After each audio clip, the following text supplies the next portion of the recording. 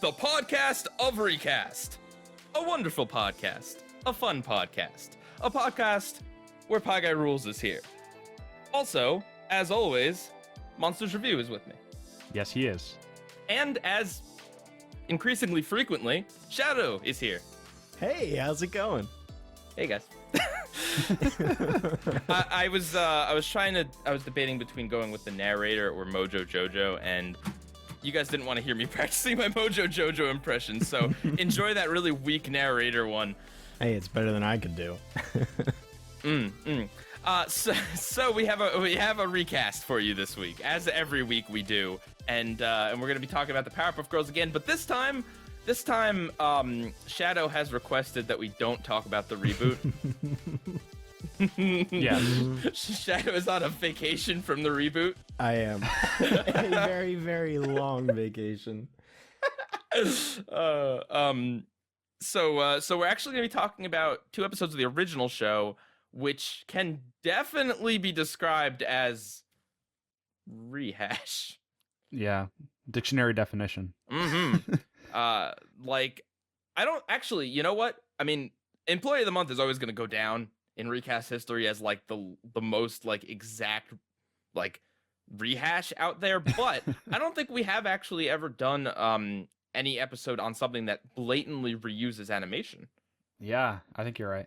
So in that sense, this might be the most rehashiest of things we've spoken about yet. But that's later on in the episode. First up, how are you guys doing? I'm doing really well. You know, I'm glad to be back on another one of these. These are always fun. I definitely been looking forward to this for a while, especially because, as you said, the reboot's not involved this time. Monsters, how you doing?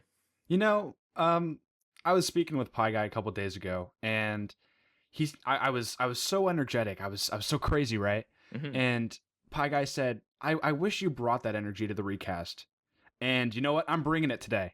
I am energetic, and I am ready to get this show on the road. That's great, man. Was that also the day that we were watching Planet Sheen? It was. We were watching Planet Sheen. More on that later. Yeah, more on that down the road. Mm-hmm. It's a little known fact, but Planet Sheen is actually what gives monsters his strength. Yeah, and my green color. I'm actually not green, but watching too much Planet Sheen makes me green. Right. It's It's a tragedy. Right. Planet Sheen is like Earth's sun to Superman, but it's Planet Sheen to monsters. Yes. Planet Sheen on the recast in a few weeks. Hype. Woo! I don't expect any of you to be excited. I'm excited. And have you seen Planet Sheen, Shadow? I have not. I don't. If I did see an episode, it was so long ago that I've forgotten about it. But you guys, that's a good. You guys hype it up so much that I'm just really excited to finally hear what you have to say. Monsters, hit him with like one line from the intro, just one line. I know you know it by heart. Oh, something shoes like feetsies. You are watching Planet Sheensies. And then Sheen says, "It's not called Planet Sheensies." That's brilliant. It's on Hulu, everyone. Check it out. Oh man. The entire show. It's also on DVD. Right. Oh, wait, what? I am not promoting Planet Sheen. Oh my god. Oh man. Are you a Sheen shill? Are you shilling for Sheen? Also, someone caught the hint that I gave yesterday. Whirlyhoffer. Yesterday. Last week. My time is off. I feel like they probably only know that because you referenced the Whirlyhoffer in an earlier recast. Did I? I'm pretty sure you did. I mean, who would know Whirlyhoffer off the top of their head? I think right. At least you've tweeted about her. You've referenced it in some way. I can't not. I'm concerned about you, but I'm doing all right. Hopefully by the time that this is airing, I will be on my last pre-release event for new cards are coming out in Magic this weekend, or the weekend this goes up, and I have a bunch of events scheduled that I'm supposed to go to, but it's also supposed to snow pretty badly in the area that I live in, so I might just be sad and grumpy then. Oh, Aw. Check the comments now to see if Pieguy is grumpy. All right, so we have a few corrections to make from last week. Continue our correction section. This one isn't something that we got wrong, but it's actually more information that came out after we recorded, but before the episode went up. We talked about Glitch Techs, this show that was not aired by Nickelodeon, and this someone who worked on the show had this long tweet thread about how they're bummed that they basically were all let go before the show even aired. And now the corrections are that Glitch Tech has released an intro, so it actually has animation out there you can see now, because there wasn't any before that. And then also, allegedly, Nickelodeon, they didn't, like, they let go of the people working on the show, but it's not explicitly canceled. They could theoretically try to get those people back for another season, which is not in any way the same thing as, like, you know, a show being on a short hiatus, or you know, the crew finding other work just in between seasons or whatever. Like, they could, these crew members could move on to other things, and then Nickelodeon could want more, and then they'll have to hire new people. So it's still a weird situation, but there's that. The other correction I have is that Batman Blu-rays are expensive. I said they might not have been, and they were. So no Batman Blu-rays for me at the moment. Monsters, would you like to remind our audience about something? Sure, yeah. I saw, some of you commented. We announced last week that we are doing our first community cast, which is a live stream version of our podcast. And that will be on Wednesday, February 6th. And we didn't say a time. It will be at 8 p.m. Eastern, 5 p.m. Pacific in the afternoon. And we are comparing, in case you forgot, Finding Nemo versus Shark Tale. Shark Tale is on Netflix, and Finding Nemo should be on a Blu-ray on your shelf because it is a masterpiece. So That's a good way to put it. So look there. I have the 3D version. I've never owned a 3D TV. Wait, they have Finding Nemo in 3D? Oh, yeah. They don't sell 3D TVs anymore, generally. Yeah. It's a dead technology in homes anyway. Yeah, it didn't catch on. 4K's better. Yes, But true. but yeah, Nemo and Shark Tale. And if you want to discuss the episode or those movies right now and possibly have those comments read aloud on the live recast, please join our Discord server, link in the description, and post a comment as long as you want there, and you'll probably get read out. Maybe we might even just like show all the comments on the screen, even if we can't read them all out. And of course, if you can't make it to that live stream, the live stream will stay up forever, potentially, until YouTube explodes. What I'm trying to say is that it's it's not going anywhere. It's staying up, and that'll be that official episode of the recast. Hopefully this goes well. If it doesn't, we'll never do it again. So Sounds like a plan. All right. And every week we will be reminding you of that. So there's one other really, really sweet update that Monsters has for you. Yes. So like we mentioned last week as well, we were looking into avenues for how we could release an audio exclusive version of the recast. Most of the ways that we were thinking of, unfortunately, had to be paid. Well, thanks to a commenter named Animancer, we discovered a website called Anchor.fm. And the cool thing about Anchor is that we can release our podcast there for free, and they also distribute it to a bunch of different popular music and audio listening services like Apple Podcasts, Google Podcasts, Spotify, and Anchor themselves also serve as a podcast listener service.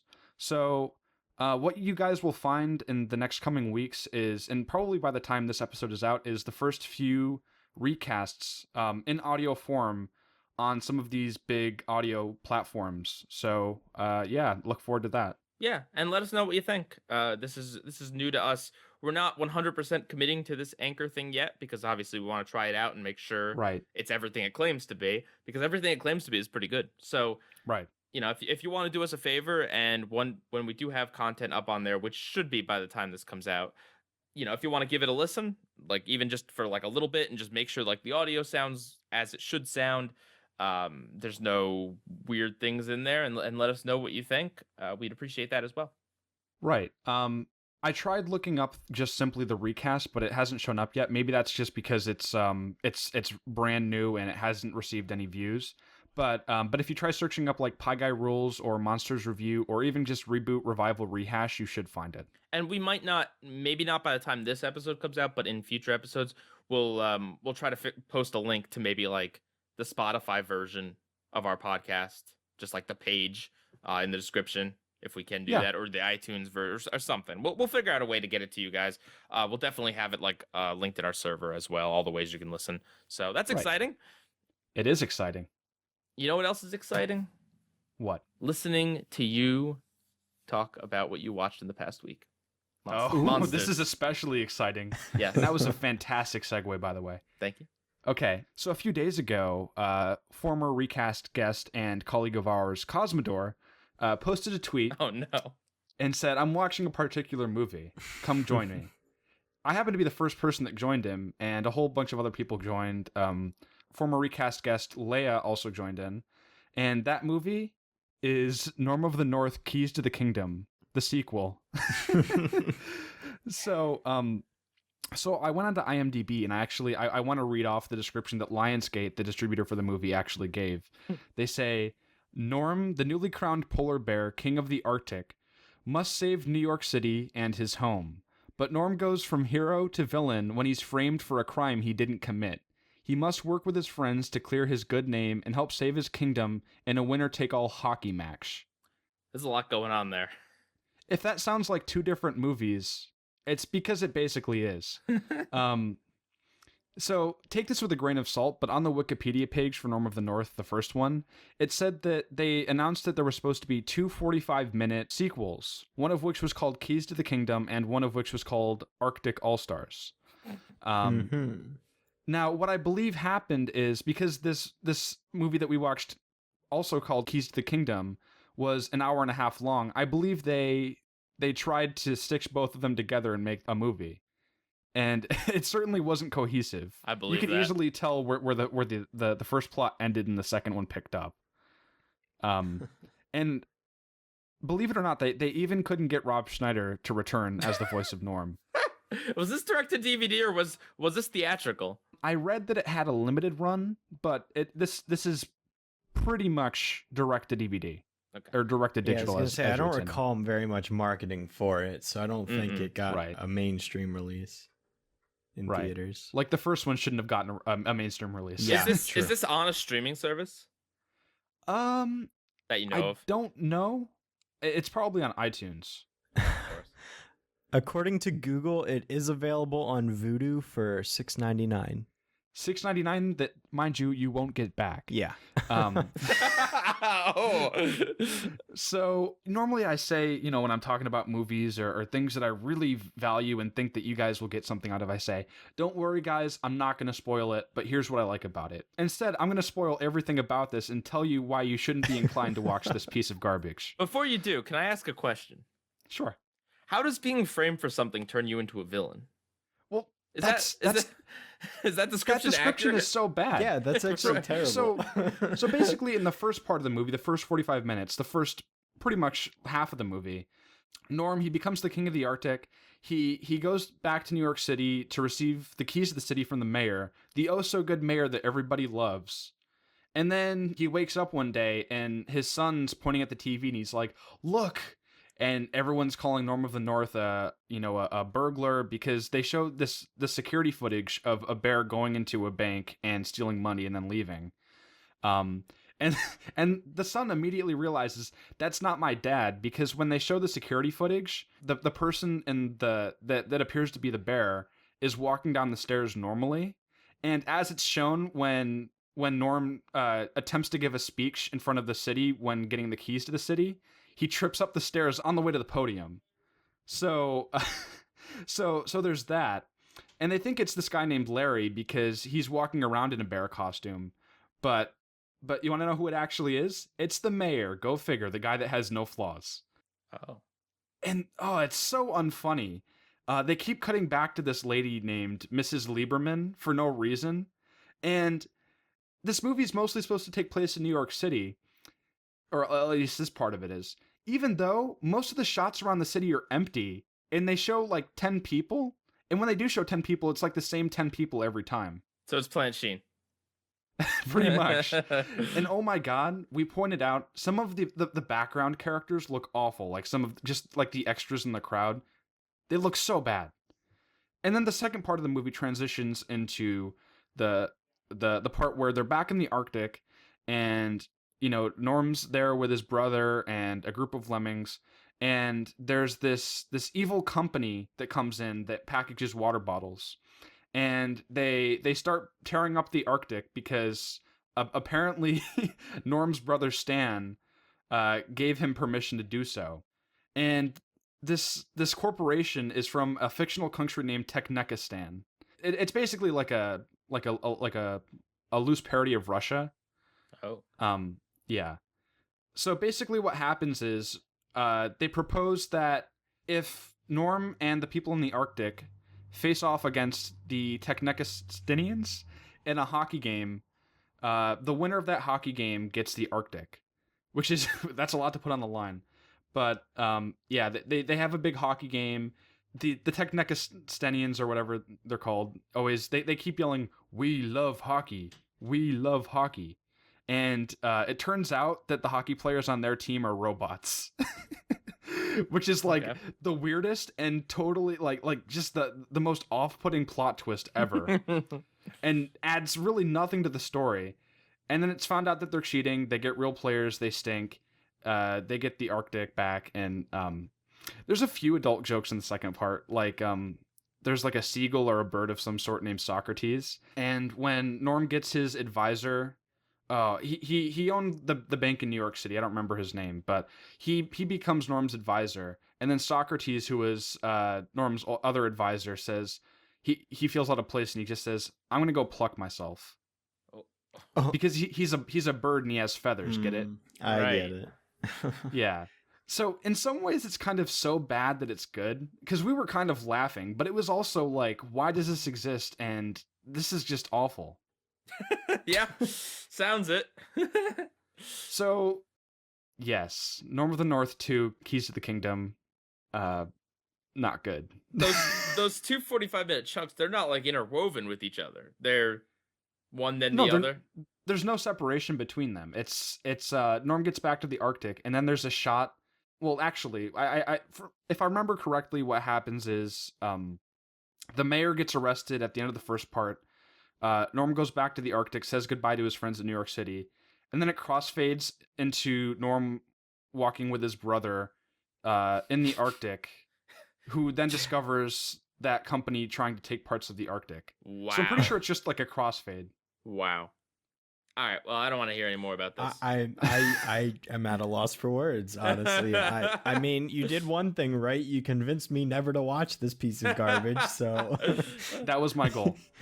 Well, you succeeded. Shadow. So what did you guys watch? Shadow, yeah. What better or worse than Norm of the North? What do you got? Miles better. I've been watching Castlevania Season 2 because that came out like 2 or 3 months ago, and I finally have finished it. Well, I almost finished it. I have one more episode to go. But yeah, it's I'm a little late to the party, but better late than never. I think it is phenomenal. I think it's better than the first season, which was already good. The second season managed to improve a lot in terms of the narrative, the characters, and the animation. It pretty much lives up to the hype that a lot of people were giving it. And I gotta say that I can't wait for season 3 already. But I have to wait more. I still have to see season 1. It's Do you need to know or care about Castlevania beforehand to enjoy this? So the only thing that you really need to know is that it's based on Castlevania 3, but like you don't need to play the game to follow the story at all. Like I've played Smash Brothers. Well, listen, I beat Dracula in classic mode. Spoilers. Well, you'll be glad to know that it is the same Dracula. Yes. Because he gets reincarnated every so often in the game series. But you don't have to be like a big fan of like okay. The main characters of the show are based on the main characters of Castlevania 3, the game. But like, yeah, it's it's got its own story going on. It's got its own original characters that are also into the mix, which I actually like a few of them, like Isaac, for example. But yeah, it's oh man, and that soundtrack too. Oh my gosh, their rendition of Bloody Tears was so good. Played at the right time too. It's based on the game music. Yeah, so like I think there's some original works in there too, but like yeah, every so often I can hear a song in the background and I'm like, oh, yep, that's ripped from the games. That's ripped from the games. And during the 7th episode of season 2, they play Bloody Tears, which is like one of the most popular songs amongst fans. And they gave it like this not quite epic orchestral, but this very like orchestral sounding rendition of it, and it plays during a super climactic moment, and it's just so good. It's so good. I was like freaking out when I heard it. I was like, oh man, they did such a good job. I can't sing its praises enough. Now, is the second season 4 episodes like the first season? The second season is twice as long as the first season, so it's 8 episodes this time. That's good. Yeah. Wait, 4 episodes in the first season? That's it? Yeah, it was so Castlevania, the first season had a lot of production troubles because I remember I looked this up when I did my top 10 of 2017, like a year ago. But like they had been planning a Castlevania show since like I want to say 2009, maybe even earlier than that. But it just faced a ton of production trouble, and it just kept getting delayed. And then someone else would pick it up, work on it for a bit, and then drop it, and it would just keep changing hands over and over again. And it finally got made into the Netflix series, and they just made it 4 episodes for the first season. Kind of saw how it did. It received overwhelming success, so they made a second season, and it's also getting a third season. So yeah, it's really successful. What's the basic premise? Like, because as far as I understand, Castlevania is basically you're going through spooky castles, you're fighting spooky monsters, and you got to take off Dracula's head or something. And you got to get like turkey legs out of it. So like, are these characters? Is like the whole series just them wandering through a castle, or do they have like homes, or like how? So the first season is basically set up. It establishes Dracula. It establishes the main characters, Trevor Belmont, Sypha, and Alucard, who are the main trio of heroes. And, you know, the first season is just kind of like establishment. The second season focuses on the 3 heroes attempting to find Dracula so that they can kill him because he's obviously trying to wipe out humans. And then the show actually spends a lot of time focusing on Dracula's side of the story. He has this entire war council of vampires. He has these 2 human servants who are loyal to him because they have their own qualms with humans as a race, and they want to see them eliminated because they've been wronged by people. It's a very like interesting story, and like you get a few different like points of view on like each of the characters' like philosophies and how they feel towards humanity and things like that. And I have to say it's quite a surprise because I honestly love the villain side of this plot more than the hero side. All things considered, because there's a lot of like there's politics in quotes like amongst them, like making a decision on where should they attack, you know, there's disagreements and things, but it's like it's not, you know, obnoxious or boring, or, you know, it's never dull. There's always something interesting going on with the way, you know, the war council is kind of disputing with each other and how that ultimately progresses through the season. You said politics in the show, and for a second I got really scared. No, not real life politics. No, I'm talking about like just it's an election between Trevor Belmont and Alucard. No. Thank goodness. Okay. Yeah, no worries there. That's really cool, man. Monsters, you've convinced me to not ever see Norm of the North 2, and Shadow, you've convinced me. I think I'm gonna watch that later. Hey, awesome. Yeah, it's only 12 episodes right now, so it's not going to take you very long to watch the whole thing. Right. And they're half hours, right? 20 to 30 minutes. It's Netflix, so that's probably like 40 minutes. That's good though. It varies, but yeah. Okay. So I've been watching a little more Batman. Nice. And so I wanted to talk about I mentioned, and I've also been reading up on Batman a little bit. Not the comics. Who does that? I mean more of like TV tropes about the series because it's my life. But last week I talked about like a lot of episodes kind of very briefly. I touched on one called "I've Got Batman in My Basement," and I reacted pretty favorably to it. And I've come to realize, or I've come to learn, that the creators of the show hate this episode. And actually, in reading up, I believe it was Paul Dini, I believe is the head creative, but Right. he hates a lot of things. He's very critical about like a lot of the animation studios they've used and a lot of the tropes that they had to use, a lot of the censorship compromises they had to make. He's very critical of it. And honestly, like, it comes off a little bitter, but at the same time, I feel like it's probably because he had such a high bar for the show that made it as good as it is. Like Batman, I believe is as good as it was because people behind it cared enough to push the limits on what could be done. And that involves saying like, this animation's not good enough, we're not using this company again. We'll find someone else. Like tough, harsh things like that kind of have to be done sometimes if you're pushing for the best. But anyway, I've got Batman in My Basement. It's the one I described last week as basically Home Alone with the penguin and a bunch of kids. And I still stand that I don't hate this episode. I don't really think it's that bad. But after watching more of the series, I do, and hearing the creators' thoughts, or one of the producers' thoughts about it, basically it is the antithesis of what they were trying to do with Batman. They were trying to make a show that didn't have like some kiddie protagonist tagging along with Batman, because even Robin in this is in college. Like he's not like the boy wonder, he's like the 20-something wonder. But like this episode's kind of the antithesis of that, so I can kind of see why they don't like it. And also I've since seen an episode called Joker's Favor, which is basically kind of like similar concept where a supervillain interacts with a normal person in Gotham, but done so much better. Have either of you guys heard of this episode? I think so. It's famous. It's famous for a few things. One of which, it's the first appearance of Harley Quinn. And the story of Harley Quinn actually is that in the episode, so Joker's plan is to crash some sort of celebration for Commissioner Gordon's achievements, and he's got like a giant cake that the writers were thinking like, is the Joker gonna jump out of this cake? No, they need to come up with a character that would be better suited to jumping out of this cake. So they came up with this like pretty ditzy lady Harley Quinn to jump out of the cake. And then they also decided in the episode to have Joker jump out of the cake anyway instead of her. So they created this character for ultimately no reason, but she ended up becoming a really great character.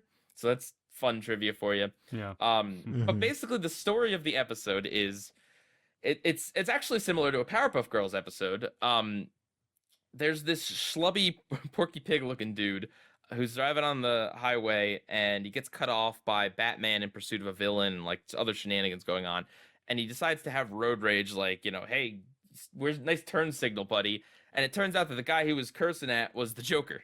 And the Joker, not understandably, but unsurprisingly, doesn't take it particularly well. And basically goes on like a high-speed chase with this guy across the city, finds him, takes his wallet, takes his ID card, and says, "You know what, buddy? Like, I'm gonna find you, and I'm going to ask a favor of you. Not now, but later."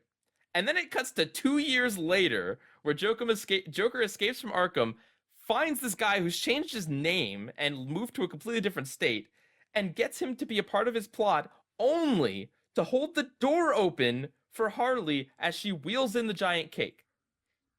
The Joker implicates this guy, right? He completely blackmails this guy, implicates, and he threatens his wife and his kid, by the way, and he completely implicates this guy over nothing. And basically, spoilers, but the big climax of the episode is that towards the end, this guy who's like got nothing to live for, basically, because he feels like if Batman lets the Joker get away, like his wife and kid will never be safe.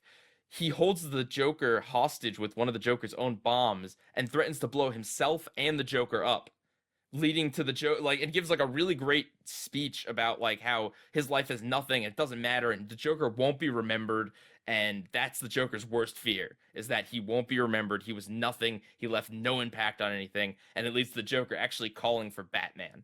And it turns out that the bomb was a dud. So the joke's on him. Yeah, it's Nice. I'm not doing it justice in describing it, but like when you have an episode like that really I don't know, like has a really great spotlight on just some random guy, but still manages to make it dark and interesting and you know, has the Joker be really like horrible and evil and so great. I can see why an episode like I've Got Batman in My Basement, which is effectively like kids show fare, is very much looked down upon in comparison. But reminded me a little bit of the episode with the Powerpuff Girls neighbors. The first one. How it's just, you know, schlubby guy, doesn't really like his life very much, but he turns to villainy, whereas this guy is forced to do it. But yeah, so I've just been kind of making my way through the Batman series. My DC extended universe subscription or whatever it's called ran out, so I gotta decide whether I'm gonna pay for it for a month or I might just buy Batman on Blu-ray, even though it is kind of expensive because there really isn't anything else I care about on that service aside from Young Justice, which isn't even all out. So Yeah. so I might wait and subscribe again once it's all out, or I might just get the DVD. So we'll see. But yeah, no, dude. Batman, the animated series, one of the best shows ever. Please do yourself a favor and watch it if you haven't seen it. Joker's Favor is actually a pretty good episode to start on if you didn't want to start at the beginning. There is loose continuity, but you could easily watch that episode first. So yeah, there you go. Nice. All right. Oh, there was something else I wanted to talk about. On Twitter, I saw a video. It was a very short video, but it was a promo from Kids WB of the boy band NSYNC reciting the Pokemon rap. Oh yeah, I saw. Did you watch that. this? Yeah, I've seen that. Oh my god, it was so bad. Correct me if I'm wrong. They pronounced the Pokemon Muck. I'm pretty sure they pronounced him as Mook. Yeah. Better or worse than Lou Bega and Pokemon? Oh, worse than Lou Bega. And Lou Bega said Pokemon. Wow. Yeah. NSYNC Pokemon, not a good combination. Well, I also watched one more thing. It was a very controversial ad by Gillette. Oh, not Yep. this. I'm just kidding. We're not talking about that. Moving on. People of the future will have no idea what I'm talking about. Okay, so we have some news. We have some loosely defined as news, I suppose. Our first piece of news is that we got off of Twitter from Twitter user Nick and Moore, who supplies us with a lot of interesting news. Check him out if you don't follow him already. But basically, Nickelodeon has acquired an animated series called Rainbow Butterfly Unicorn Kitty, and there's not like, I mean, it looks like Unikitty. Like, we're not the first to say this at all, but It's it very much looks like got it. Unicorn Kitty right next to each other. Like Primar- they're not subtle primarily at all. pink. Yeah. The tail design is pretty much exactly the same in that it's like a floofy tail, obviously a horn because it's a unicorn. It's primarily pink on both of them. Like, I mean, I don't know. The shows could be completely different, but it just is a little bit like, And Nick didn't make this show; they Yeah. acquired it. But who knows with that? I mean, I'm not. Unikitty isn't. I haven't seen it, but it's not like particularly popular enough that like Nickelodeon would care about jumping on the bandwagon. This could just be a complete coincidence, but it just doesn't. It doesn't look Right. great. Yeah. And Unikitty itself kind of comes from a weird place because it's solely derived from a side character from the Lego movie. Mm-hmm. Did you say side character? Unikitty was the star of Yeah. that movie. True. Unikitty's great, voiced by Alison Brie. But yeah, so there you go. That's something loosely defined as Yes. news. Moving on to an actual news article that is probably just like nothing is going to come of this, but apparently a movie called Slime has been picked up by Paramount that's based off of, I don't know what, the concept of Nickelodeon sliming. Well, that's the I don't in the article that we were given. I don't think it.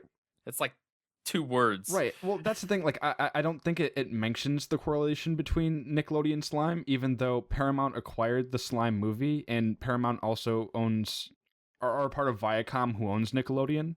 See, Yeah. I'm just at a complete loss because assuming that this is Nickelodeon slime that they're talking about, what are they gonna do with that to make a movie out of it? Well, the thing that I'm thinking of is Legends of the Hidden Temple. Horrible. I shouldn't say horrible. I haven't seen it, but from the promos, it looked pretty bad. The direct-to-TV movie based upon Legends of the Hidden Temple, which is like had nothing to do with the game show. It like loosely used iconography, and that would be my thinking of just like, I don't know, people remember slime, and of course, apparently it's a family action adventure film, so like could mean anything, right? Like that could be anything. Mhm. But my worst nightmares put it at like a really like cheesy, schlocky, dude, I don't know, like a family gets teleported to planet slime, and it's like they meet the Yokians. Planet There you Sheen. go. Tie it into Oh my yeah. gosh. There you go. At first, I was thinking maybe it'd be like a Flubber type movie. Mm. But then I was also thinking, recently, especially on YouTube and especially among YouTubers who kind of target a primarily children audience, there's a really, really big trend with slime in general. Just in like people Right. filling up tubs of slime and swimming pools of slime and making custom slime recipes. And I don't really get it, but it's really popular with kids nowadays. So maybe it's something in that territory. Kids like emojis, right? Make a movie about it. That emoji movie did pretty well. What about this slime stuff on YouTube? Next up, ASMR the movie. Oh boy. I'm still waiting for that meme movie. I know it was just a rumor, but still, I want it to happen. This is only semi-related, but when I was a kid, I would collect slime. Like you know how like Nickelodeon and like other brands would have just like GAC and slime and whatever. I remember GAC. Okay, so I collected it and I put it in a big pretzel tube, like, you know, the tubes you find those dry pretzels in, the giant tub things. And I kind of left it in my room for like a few years in my closet. And so by the way, when you put them all together, it turns out they make like a really horrifying dark red blood looking color slime. You know, because all the colors mixed together and it's like kind of black, but I guess red dye was like primarily. Anyway, it like dried up and was really gross. So there you go. Maybe it was the Annubial jewels. The Annubial jewels. The Annubial jewels. This is a family show. Oh my. But yeah, no, I mean, well, here's an honest question, okay? What does slime have to do with Nickelodeon now? The Kids' Choice Awards. Take the Kids' Choice Awards out of the equation. What has slime had to do with this company for 20 years? Or 10 years. I'll say 10 years. Yeah, other than the KCAs, I can't even remember the last time I saw slime related to Nickelodeon. Because time was, okay, so the slime came from a show called You Can't Do That on Television. And that was one of Nickelodeon's first big hits, even though it was an acquired show. And from there, it went on to be a part of a lot of their game shows. Like their game show shtick would be getting messy. In particular, what was it? I think Double Dare specifically had slime. But like a few of them specifically had slime or like gross stuff. There was also Slime Time Live, which was in the, I believe, early 2000s. And then like every iteration of like Nickelodeon's live segments, like You Pick Live or whatever, would have like small scale slimings and pie throwings and stuff like that. Like, so it would always be, and of course it was every year at the Kids' Choice Awards, including that one infamous year where there was almost exactly no slime until the last few seconds because there was like a secret word and no one said it. They had to, I think they forced, like Robin Williams or Jim Carrey or someone to say the secret word. Anyway, but yeah, that's my question is like, is slime really even associated with Nickelodeon? Maybe it is. Is like, yeah, it's kind of always been a part of the branding. And even up until like, I'd say 5 years ago, there were a few, like, I guess modern Nickelodeon game shows. Like, I think one was called Brain Zone. And then there was another one, that was called like Sketch It or something. Right, and they had a reboot of a few different game shows, actually. I think they did one of, oh, you know what had, Figure It Out, Yeah, I believe, had some Figure It Out, slime. that's the one I was thinking of. Same. Yeah. Yeah. But yeah, no, that's, I don't know, so this is just weird. I fully expect exactly nothing to come of this, because this sort of thing happens all the time, right? It's like, there's a rumor going around that something was picked up, or even if like it was quote unquote picked up, all that means is that the production company is saying, we're gonna probably put this into production, or we have the option to put this into production. That's not saying that this is gonna happen in any shape or form, but it might. Who I knows? tend to not believe something until there's at least like if not a teaser trailer, a teaser poster. Like, I mean, since it's and even then, most people still don't believe there's going to be a I was Sonic just about movie. to say No, that's the one I was thinking of. I was like, it's relevant, it's topical. that's just a viral marketing campaign for the next Sonic game. Yeah. You guys remember the Nickelodeon crossover Avengers movie? I was about to say, remember when there was supposed to be an Adventure Time movie or a Phineas and Ferb movie? Oh, yeah. There's supposed to be a Loud House movie coming soon, but we have not heard anything since the rumor from like almost 3 years ago. Well, Cartoon Network actually, I'm pretty sure at their upfront announced the Adventure Time movie and then never went through with it. They could still do it. That is true. No, it's over now. I mean, yeah. I think we're more likely to see Powerpuff Girls the movie 2 than maybe no. I won't go that far. The likelihood of CN doing any movie is probably still pretty low. I mean, I know Teen Titans go to the movies too, even though that's not I was technically just about to Cartoon say, Network. I know Teen Titans Go was, a thing, but that's also Warner Brothers. So, actually, if anything, while we're on this tangent, if anything, I would say that Ben 10 movie. Yeah. Right. Of any of the cartoons, because not of the reboot, because the reboot is decently popular, and a part of a franchise that they can like milk money out of the older fans too. All right. And then the last thing, it's not really news, but it's just kind of something we wanted to mention. Someone on our server named Employee A Million just mentioned to us that Nick Splat has started airing more of the 2000 Nicktoons, including Vader Zim, Jimmy Neutron, Danny Phantom, and Back to the Barnyard. So, I mean, I wanted to talk about this because it is interesting, because ultimately what Nick Splat is at this point is just like kind of a place for anything that just isn't currently airing. Right. Well, I mean, it used to be called The 90s Are All That, and now that, that's a long time ago. If they kept that branding, it would have been awkward if they had this stuff on there now, but I guess the Splat keeps it more open to different interpretations. Yeah. I mean, it's interesting because I'm not a fan of the Splat's lineup right now, and I don't think that they've done a good job of adding variety and switching out shows in their schedule. I think it's very repetitive, and they very much pick the popular choices and kind of sway away from obscure stuff, which is, I guess, kind of understandable to some extent. That was always their issue, even when it was the 90s or all that. It's like, here's a 4-hour block, but the last 2 hours are going to be the same as the first 2 hours. Right. It's like, that leaves you with what, 4 shows? Like, but there was a time too that I dearly miss where like Nicktoons at one point was called Nicktoons Network, and that was basically a place where there used to be a lot of in addition to some pretty rad original programming like Kappa Mikey, they had some cool acquired shows on there too, but they had a lot of older 2000s Nickelodeon shows on there like Avatar and Jimmy Neutron, and then they did have some 90s stuff on Teen Nick at the time. But I don't know. It's for such a small block. I don't know if I feel that it's right that they combine them and kind of add more shows to the pool that's already pretty big. Yeah, you make a fair point. I mean, for me, it's just like this was something.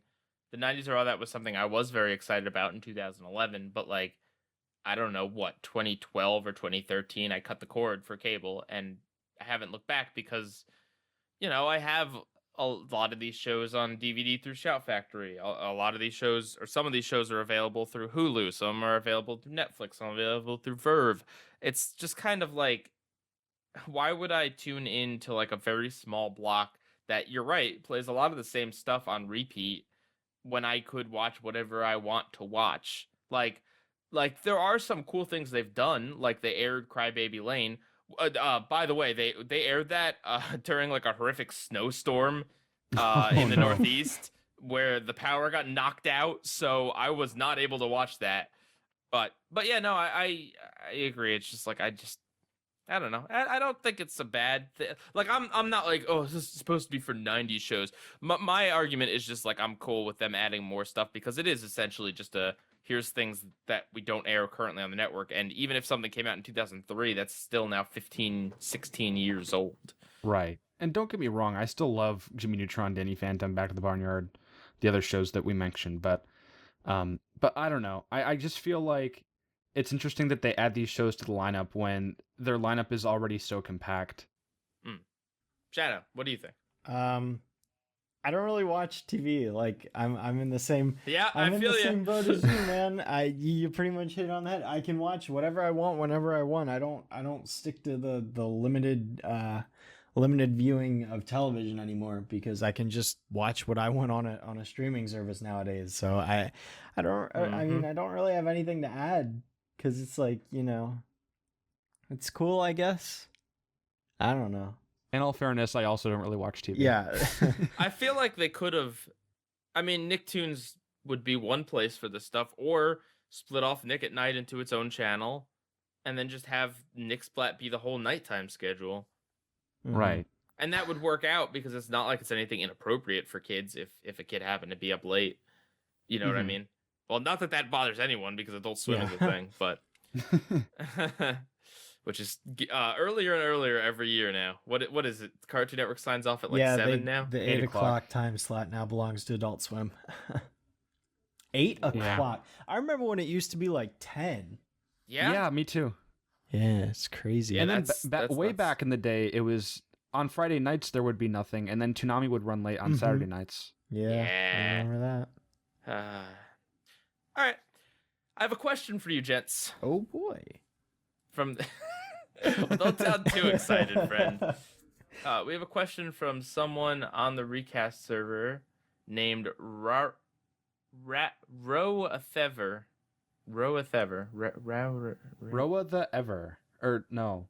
Yeah, Roa the Ver. Yeah. We're probably saying it wrong. But anyway, thank you for your question. That person's question is there any cartoon, either show or movie, you feel would really work as a live action movie?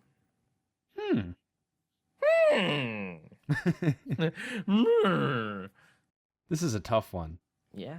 You know, I don't know if anyone's really thought of this yet, but I really think that Disney's Lion King and Disney's Aladdin and Disney's Dumbo and Disney's Lady and the Tramp and, you know, Mulan. Oh man, just imagine what those would be like if those got Since you brought that up, like God, do I just not regardless, like individually, I might care about like one or two of these films, and other people might as well. Like, I'm curious to see what they do with Lilo and Stitch live action.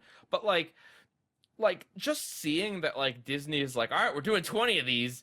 It's just like it's so depressing. Like, you know what I mean? Like, it's just like we're gonna. It's not only are we going to milk these things that we made a long time ago, but we're gonna milk every single darn one of them. No, I that made any money in the first place. I totally get you. I mean, like I understand that they make a load of money. Like I cannot even fathom how these movies do it. Like it. Yeah. I have not seen a single one of these movies. Like the most I've seen is I think I saw like 10 minutes of the Cinderella one, but that's it. Like I do not have any desire to sit down and watch any of these. I will always just go back to the originals because that's, you know, where it's at. I mean, I understand. Like, see, I understand from, I forget who pointed this out to me, but from this perspective, Disney, in terms of their movies, like these remakes make them millions more than their original stuff. Wrinkle in Time did terribly, but their remakes are making them billions of dollars. So like from a business standpoint, I get why they do it, because it's like, hey, if this is working, we're going to go with what works. Clearly there are people out there that want to see this sort of thing. I mean, Right. I don't know who these people are. I haven't met any of these people. Normies. No. No. I think it's honestly, I think it's a lot of families taking Most their young likely. kids because, well, no, because here's the thing. I mean, around the internet circles, I don't see clips of these movies being used in jokes or memes or in just like, hey, just see this awesome. Like, I don't see any of that. I didn't even know there was a Cinderella one. Like, that's the thing. I mean, they're not like I would argue like Avengers Infinity War, where like tons of references and memes and jokes and all this sort of stuff just spread around the internet. It's a cultural thing, like a landmark that happened and hit. Like these Disney, like there's been quite a few of them, and none of them have really reached like internet cultural impact. And whether that's because they're a remake or because I think it's probably because the internet demographic, like the I feel 20s, 30s, 40-year-olds. I feel like these movies are targeted for everyone except millennials. Yeah, because that's fair. Well, except for millennials that have kids. Well, true. I mean, older targeted at them. millennials, true. People that grew up in the Disney Renaissance that don't have kids yet. Yeah, because like I totally get it for like younger kids and like their parents going to take them, but I feel like it's just like I'm trying to figure out what it is about these movies. Like aside, they're safe. They're safe. That's it. You're No. probably right. Creatively bankrupt. That's it. It's their. You know what? I'm going to take my kid to the Mary Poppins movie, and I know there's not going to be any dirty language in it. I know it's it's a story that I enjoyed growing up. I'll take my kid to it, and at least I'll be able to understand I'll have a little bit of nostalgia out of it, right? As opposed to taking them to see, I don't know, Teen Titans Go to the Movies, where it's like, I don't know what's going on in that movie. I'm an old grumpy person. I mean, not me, but a hypothetical parent is what you know what I mean? Like, to instead of taking them to like this, like, oh, I've seen that Teen Titans show. They do bad things in that show. I'm not taking my kid to that. Or, the Lego movie, like that's got weird animation. I don't know about that. Like, no, people are that shallow and petty. People that aren't into movies, but they got to take their kid to see something, right? Like, so all it takes is brand recognition. I mean, that's my theory. I could be completely off. And there are Disney loyalists out there, who will see all of them regardless of anything else. And like, here's the thing. I think with Disney, there is probably a certain level of quality that they don't go like lower than generally. Every so often you'll get a Home on the Range.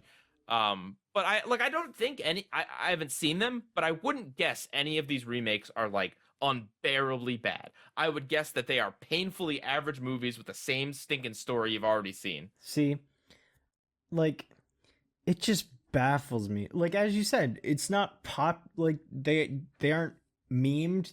It's not popular on the internet. It's like it completely misses our demographic, and it's just like astounding to me.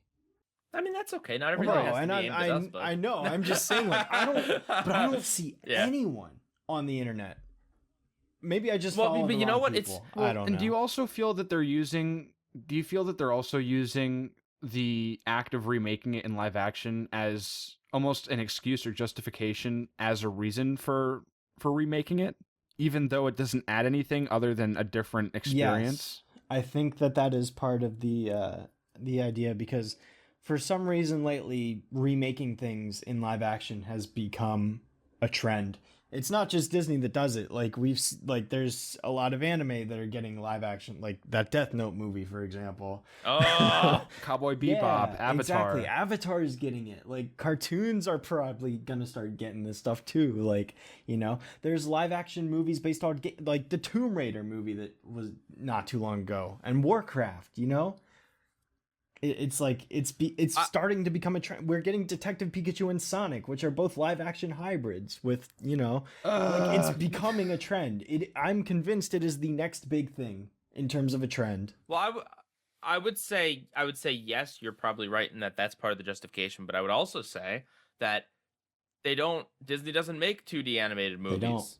It's unless they're which CG, stinks. which means like I don't know about you guys, but personally, I would rather see them remake it in live action than remake it in CG and have it be a big like smug like, look, this technology is better and this animation style is better, and this, at least in live action it feels like it's something at least different. Like at least they can really. I'm not saying they've. Again, I don't know. I haven't seen any of these movies, but like at least that's different than. Like I wouldn't want to. I mean, I definitely wouldn't want to see them remake it in 2D. Even like, in a way, I feel like the Jungle Book and Lion King are that to some extent. And like, look at this Lion technology. King, look at how realistic these animals are. I mean, you're right. You're absolutely right for Lion King. I've definitely since changed my mind, and I'm not super keen on that. But yeah, in terms of the others, I mean, I would rather live action with some CG than a completely CG like remake of a Disney movie where it's just, I don't know, like I feel like people would just use that as a justification to crap on 2D animation or to make it feel like a contest. I don't know what kind of jerks would make a podcast where they compare two things, but no, well, not even. I explained that wrong. Not even just that I feel like people would be like CG is better because of this, but I also feel like it would, for people like us, it would always be well, the original looks better because there's more like heart and soul put into it, or it feels more, I don't know. It's got that classic feel to it or whatever. Yeah, I mean, the animation. I don't know. I mean, like, I can't necessarily say this for these upcoming movies because who knows how far technology will go. Maybe we'll hit a limit soon, maybe we won't. But, you know, with the 2D movies, it's like they have a timeless aspect to them. Like, I can still watch those movies now and still be just as entertained. And there's certain techniques that happen in 2D that just can't happen in a 3D environment. I mean, who's to say how far technology could go? What if in 10 years these CG movies look terrible because standards have improved even more? Right. Know? Right. Well, we watched Monsters and I watched an episode of Planet Sheen. We also watched an episode of Jimmy Neutron. And I mean, Jimmy Neutron didn't look like awful, but like you could definitely tell this is not anything close to current technology. Planet Sheen, same thing. Yeah. And yeah. I mean, for example, Batman the Animated Series, that show uses shadows in a way in a way that like you could not do that in CG and have it. You would have to do something stylistically a little different. Now, I'm not saying you can't have shadows in 3D, but just like the way they accent and highlight Batman's face in 2D animation, you could not do it the same way in 3D. You'd have to do something specifically different. I mean, we joked about CG Green Lantern being on the front page of DC DC streaming service, and he does look uncanny and weird. But to actually answer the question, I'll go first, and I believe I said this. I mentioned it. If there is one Disney movie that I think, I don't know, could be cool. Not that I'm saying it would be an improvement, but could be cool. I'd say Lilo and Stitch could work out pretty well. I feel like sci-fi kind of works for that, like CG aliens and then like realistic humans. And I don't know. I feel like they could do a lot with the Hawaiian setting in real life. Although it probably wouldn't be filmed in Hawaii just because it'd be filmed somewhere else. It'd be soundstage. That's one of them, and then another one is something that we actually talked about, I think off the recast, off air. Ben 10. I think Ben 10 live action movie, which has been rumored to be in the works, and probably isn't at this point. But I think non like with an actual budget. I ain't talking about Race Against Time. Come on. No. With an actual budget, I feel like Ben 10 could really be like a superhero blockbuster film, like legitimately. If especially if they were to base it on Alien Force and kind of age him up so they didn't have to have like a kid actor, go with like more of a teenage actor. But I feel like the concept and the aliens could be really iconic and could really do well in a time when superhero movies are doing really dang well. Do you think they'd do a thing where it's I'm not trying to say or compare it to it, but kind of like The Last Airbender, where they take a chunk of the story and then condense it into the movie? Well, I feel like if you were to do a live action Ben 10 movie, it would probably be the origin story of Ben 5. It would be a combination of the first episode of the first season and then probably the last episode of the first season where Vilgax comes down. You'd probably put in like 1 or 2 other episodes, maybe the episode with the bounty hunters, where Vilgax sends the bounty hunters to collect the Omnitrix from Ben. Maybe throw that in there as like the middle of the movie, and then the climax being Vilgax comes down to Earth, tries to take the watch from Ben, and yeah. So I think that you'd be right, Monsters. I think you'd combine the first, last, and maybe like 1 or 2 episodes in the middle of the first season, and you leave room for a sequel with I don't know. Dr. Animo is the main villain because, of course. No, sorry. Dr. Animo would be the villain that Ben would fight at the very beginning of the second movie. That's what would happen. Do you guys have any answers to this question? Shadow, I know you want to see a live action Powerpuff Girls.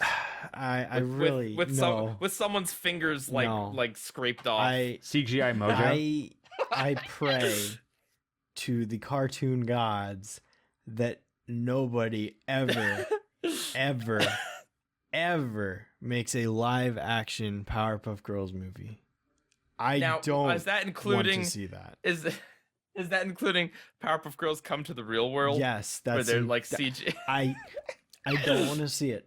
I don't know. What about the live action Fairly Odd Parents TV movies with the crappy like rubberized Cosmo and Wanda? The only live action Powerpuff Girls stuff I am okay with are the commercials that aired back in the early 2000s. Yeah. But that's it. Oh yeah, those were funny. No, please don't.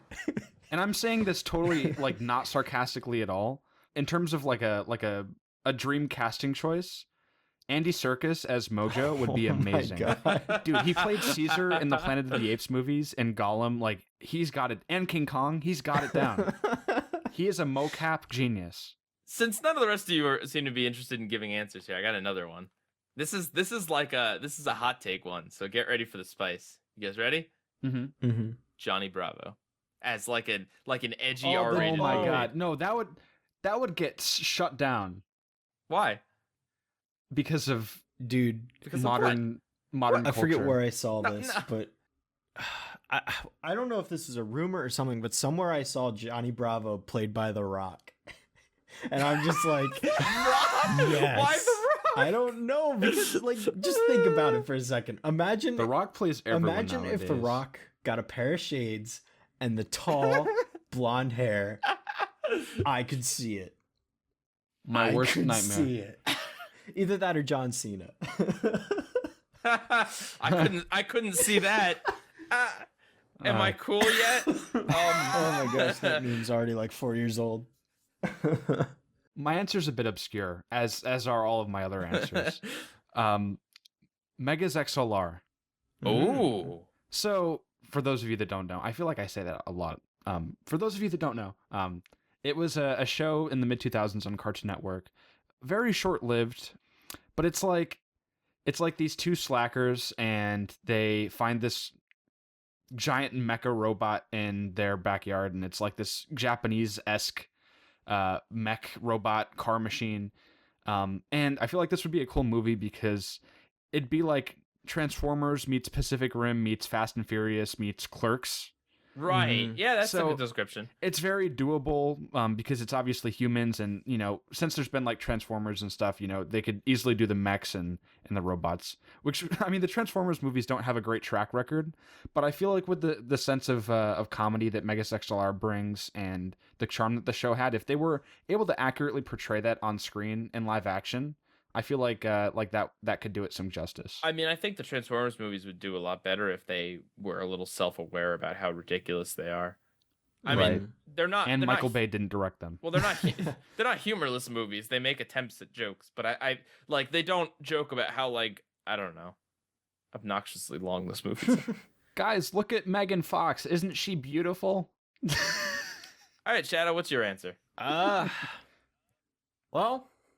If you say Rugrats, I got good news for you. No, I was gonna say, that Kim Possible. No, I'm just kidding. No, I'm just kidding. No, That is so the drama. I would love to see a Megas XLR movie, but I'd also probably go with. I think the Ben 10 thing that you mentioned earlier would actually probably be the most interesting to me, just because you make a good point. Like, in the era of superhero movies, like it's the perfect time to capitalize on that.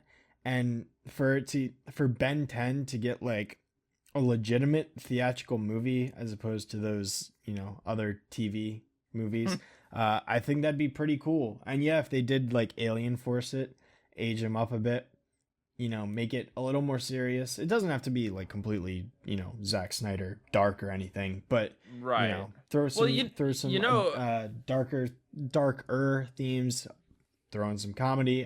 I think that'd be great. Andy Serkis could play Vilgax.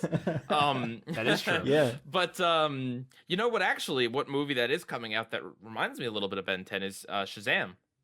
Like, oh right, yeah, because he's it's a kid with that's kind of like he seems to have like kid personality like Ben does. Yeah. Definitely. I'm actually looking forward to that movie.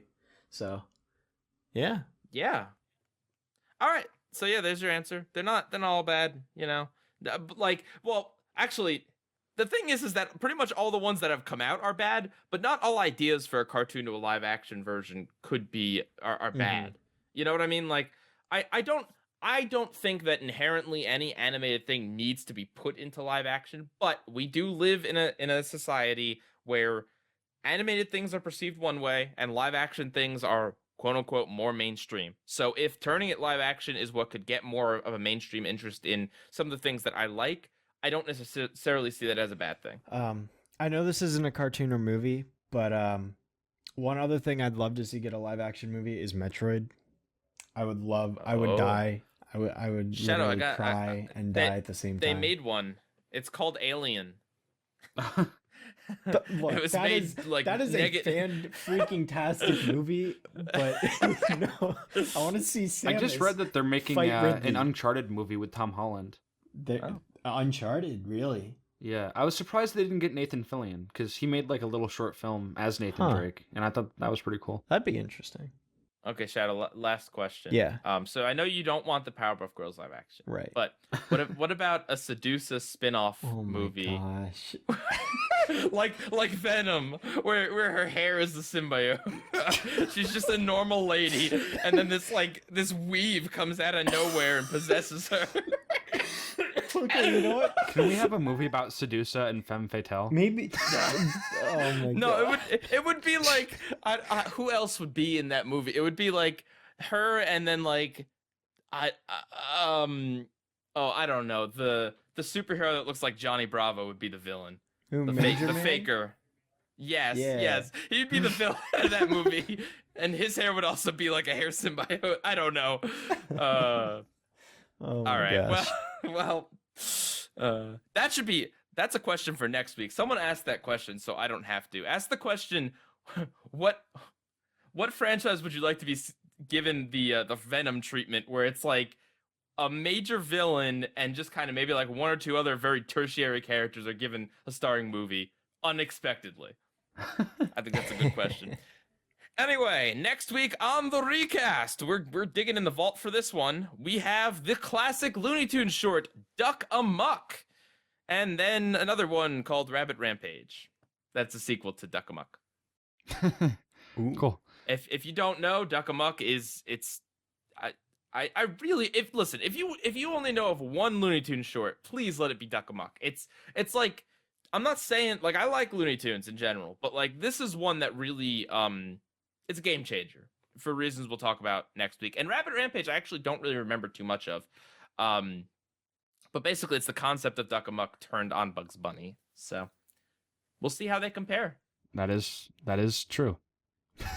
Thanks as always for your insight, Monsters. I was trying to make a bad meme reference. Okay. Big Chungus. Oh my gosh. Okay. All right. So our first episode up for discussion is Monkey See, Doggy Do, which is not the first episode of the Powerpuff Girls. Wait. How does this work again, Shadow? I know there's a thing with Insecticide. Right, yeah, so this is the first episode to premiere, but it is not the first episode that was made. Inside is the first episode that was made. Yes, also paired with the Imposter Girls. What's that called? Powerpuff Bluff? Yes, which is a fantastic episode. Yep. Also, the pairing to this one's great. What? my personal favorite, the pairing to this episode. What's this paired with? Mommy Fearist. Mommy Fearist. Oh, that's right. Yeah, we watched that episode together. Weeks ago, months ago, actually. But anyway, okay, so yeah, so this was technically the third episode, right? Yeah. Or technically the second, yeah. First appearance of Mojo too. So like, and actually first appearance of any of the like recurring villains on the show. So yeah. Anyway, the plot of this episode is that Mojo steals this Anubis head and jewels and uses the combination of these two artifacts to turn everyone into dogs so he can mind control the dogs with the Anubis head, which it can also do for some reason. And the girls must stop him, even though, well, the girls must stop Mojo, not him. Wait, they have to stop Mojo? I thought they had to stop Bow Wow Wow Wow. Oh my god. Monsters, you're pushing it this week. You brought the energy. No, but they have to stop Mojo, even though they're stuck in dog form. So I'll be making bold statements as I am wont to do. I really don't think this is one of the best episodes of the show. I don't hate this episode by any stretch, but like, there's not really much good comedy. The animation is, pretty rough. It's an early produced episode. It's not really one of Mojo's better or more iconic plots. Like, I feel like the only thing that's memorable about this episode is the fact that it was remade essentially, and because of that fact, this and the remake technically probably aired more than anything else, like combined. So it just kind of sticks in my head for that particular reason. But like, nothing else about this stands out to me as like, this is like kind of below average Powerpuff to me. Yeah, I definitely think from a writing standpoint, it's nowhere near the high quality episodes that come later in season 1 and season 2, 3, and 4. I think that it's, I tend to give it a lot of slack, this one anyway, because it's one of the very first episodes of the show, and very rarely do I find a show where the first couple of episodes are just as good as the rest. Normally it tends to take a while before it kind of picks up steam. I think that the comedy isn't really that great. I never really laughed at at anything. I thought that the animation was also, you can tell it's a little rough around the edges compared to... Yeah, the mayor kind of looks weird in his one shot. Yeah. Also, it's that one moment where the truck crashes into the light post or the fire hydrant, whichever it was. Yeah. That always kind of looked weird and choppy to me. But I think as an introduction to Mojo Jojo, it does get the point across. It does serve as an interesting introduction to his character. It's not an origin story or anything. That's a different episode. But yeah, Monsters, you give your just general impressions first. Well, I agree with you guys that the animation at times is a little rough around the edges, and I agree that it isn't particularly one of the more memorable episodes. And I also agree that the plot itself isn't very well written. But I will say that I think where this episode shined was in the writing of the dialogue individually. I think that that it was very quippy, and you guys know how much I love quippy humor. And I also think that the narrator really shines in this episode. He was my absolute favorite part. Yeah, I mean, he's actually interacted with, which doesn't oh my god, all that that was much. so funny. yeah. Yeah. And just every line he says pretty much has either some sort of really funny interaction with the show itself, or a really good dog pun, which Really? I'm a sucker for. So you thought the only thing I found funny in this episode was the professor dog. Oh, that was funny. That's I thought the curator interaction was funny. It kind of reminded me of myself. Oh yeah, I do like that. Where the girl said, "Curator, were there any clues found?" And he said, "I didn't want these brutish police trouncing around my beautiful museum." I love how the girls are like, let's search for clues, and then they just wreck the entire place. Like, they just destroy the whole museum, and they're like, we couldn't find anything. And then he just fades because it's like, oh my gosh. Yeah. Yeah, That is true. that's actually pretty funny in retrospect. So what I was gonna say is just that I did actually. Okay, every single time we watch the Powerpuff Girls, like, I can't just stop at the episodes we're supposed to watch. I end up watching just a few other random episodes. And one of the other ones I watched was Mr. Mojo's Rising, Mm-hmm. which is Mojo's origin story. Yeah. That's like the 7th episode ish, and I understand.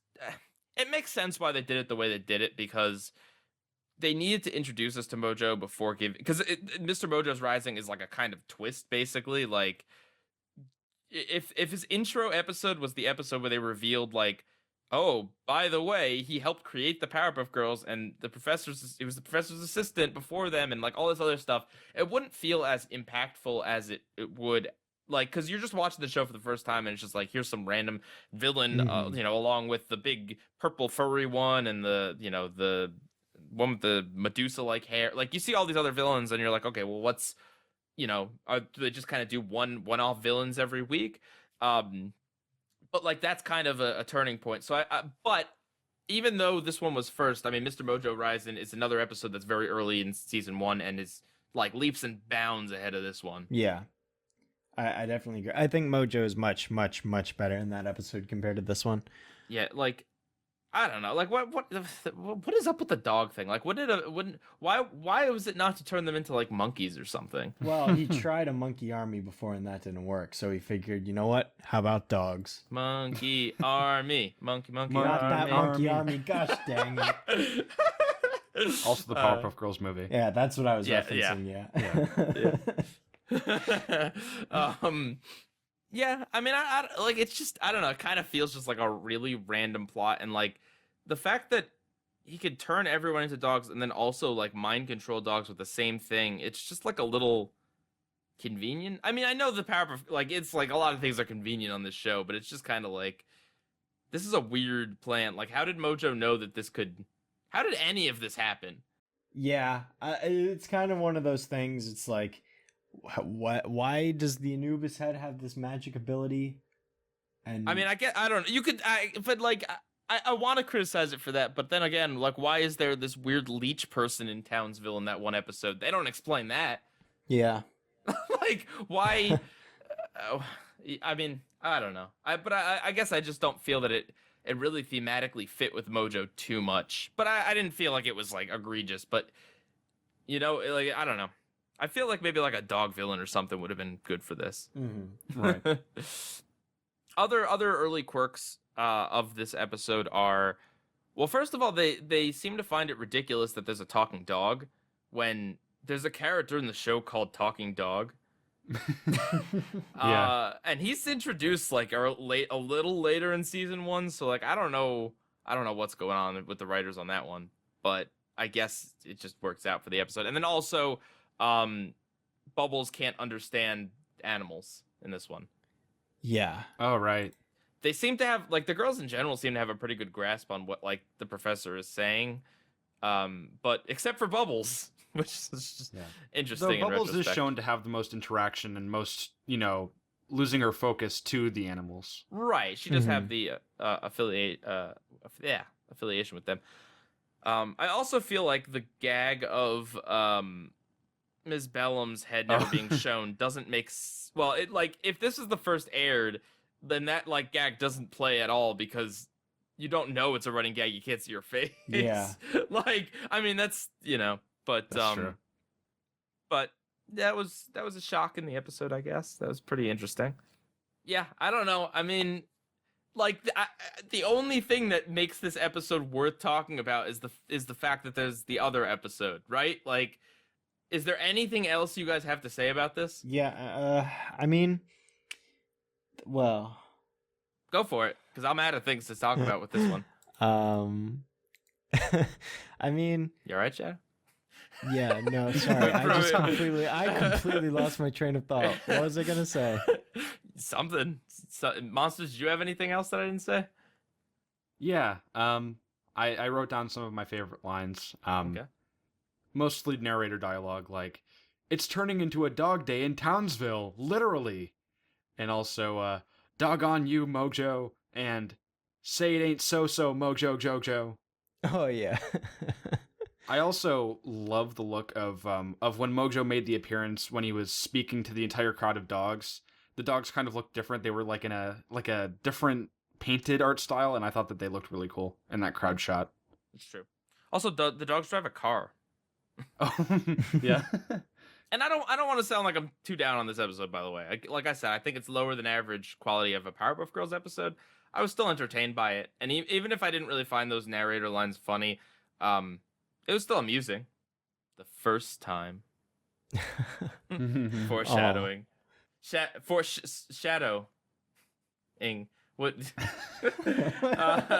Did you find what you were gonna say? Yeah, I wanted to point out that there was actually one line by the mayor that I really liked, and it's at the very beginning where the girls land in the office, and he's like, "Oh, Powerpuff Girls, I'm glad you got here so quickly. The city's in trouble," and he just starts freaking out. Like, I just love that twist from him. He's like super calm. He's just like, "Yeah, I'm really glad you got here. Oh, by the way," I did like that line, but no, otherwise, I think, other than the fact that, yeah, it's the first episode to premiere and the third episode or second to a. Anyway, I'm rambling. If this was your first episode that you watched of the Powerpuff Girls, what impression would it give you of the show? A pretty positive one, because even though the animation is worse than the other episodes, like in places, it's still overall like impressive. Not for the time and for now, I still say. Like, you don't see cinematography in animated shows like you do, or like you did back then.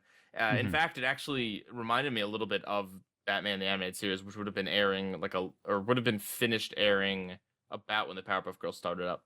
That shadow shot of Mojo. Yeah, for me, I even though this wasn't my first episode, if it was, I'd definitely be inclined to keep watching, because it's still, it's still a good episode.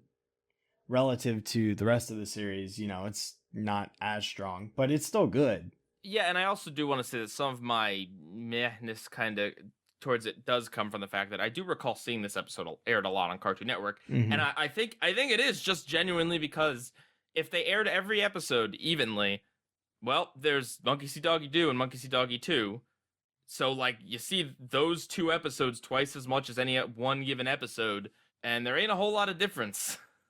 Which we'll get to. Actually, are you guys ready to get to that? Yeah, I am, because I think we're gonna have differing opinions on this.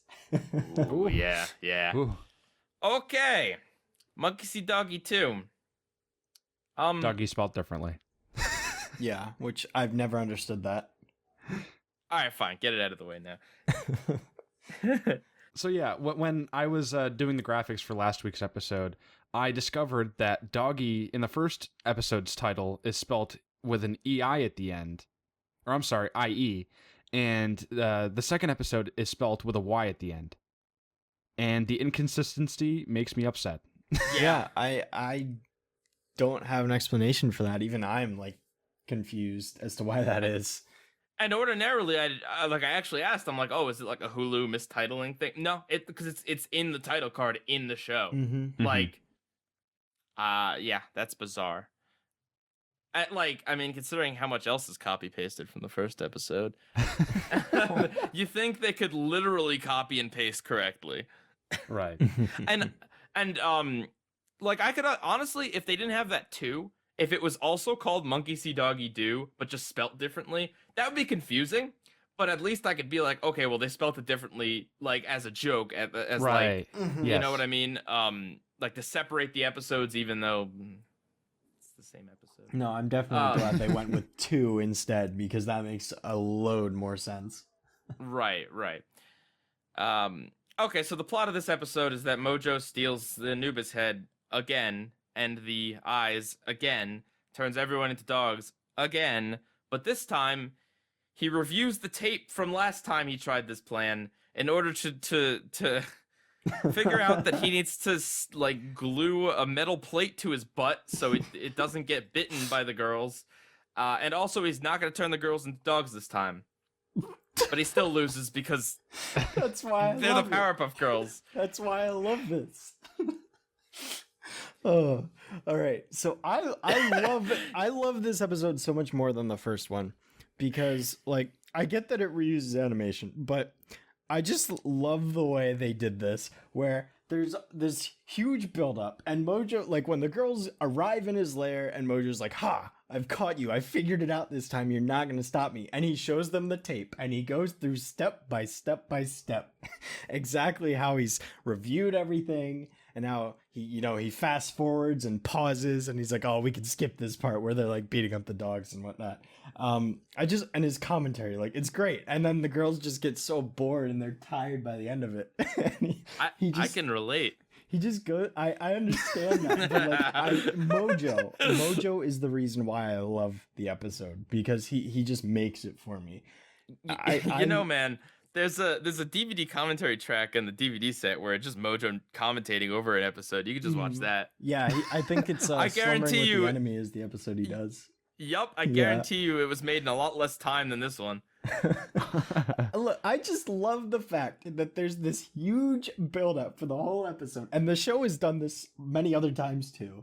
Oh yes, they just build it up, and he's like, I've thought of everything, and he's like, so Powerpuff Girls, what are you gonna do now? And they're like, we're gonna kick your butt, and then they just beat him up because he didn't turn them into dogs. Okay. Oh, I love it. I'm sorry. Don't be sorry. It's no, okay. I can't stop laughing. I'm just thinking about it. I love the idea of this episode. I love it because villains never try the same plan twice. And the reason being is because that would be really boring for the audience to watch the same thing twice. Wow. Wow. Really? You don't say. But I like the idea of satirizing that. I love the punchline. I love that Mojo, for some reason, thinks that, like, gluing a plate to his butt is gonna do anything. Like, but then like, he doesn't turn the irony is, if he turned them into dogs and used the plate, maybe he would have actually had a chance. Yeah, exactly. But like, the fact that he does two precautions that kind of negate each other. Mm-hmm. That's the joke. That's why. No, that's a good joke. And also, I agree, the commentary is fine. But here's the thing, and the thing I have to emphasize: Shadow, Streak, the first half, it's like 4 minutes of this episode are literally. No. I don't mean figuratively. Mm-hmm. They're literally the first few minutes from the first episode, except the Anubis statue is cracked, and they omit like 1 or 2 scenes. Yeah. No, it's the same animation, narration, it's the same dialogue by the characters. The narrator says that, even when it doesn't make sense. Why the professor's still working on this unified theory? Man, this guy's an idiot if he can't figure it out in 3 seasons worth. I should mention that, by the way. Like, this is not something that was done like 1 season later. This was done in season 3, which, by the way, when they cut between the old animation and the new animation, it's so noticeable because it's so much better in the new stuff. So that, to me, honestly, that's like unforgivable. Like, if they want to reuse like a little bit here and there interspliced with new material is one thing, but to air it like basically uncut for the first chunk, that's like, don't do that. Like, give me a clip show instead, really. Like, honestly, like, at least let me see the best parts of the show instead of just, here's like half of an episode you just watched. So there's that. The other thing is that, again, when they're reviewing the videotape, part of it is showing that same intro again. They show it again.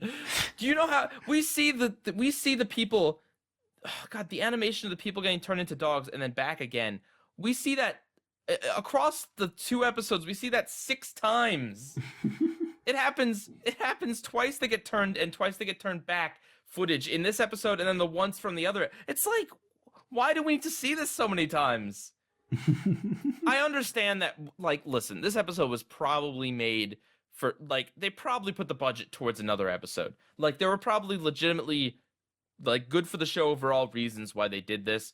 I'm not, like, begrudging Craig McCracken or anyone who worked on this episode. Like I said, I think there's a good reason. But just because they might have had a good reason for it doesn't mean that the end product isn't ultimately just, like, half of the last episode, and then the other half is like re-airing like the whole episode but with commentary over it. It's weird.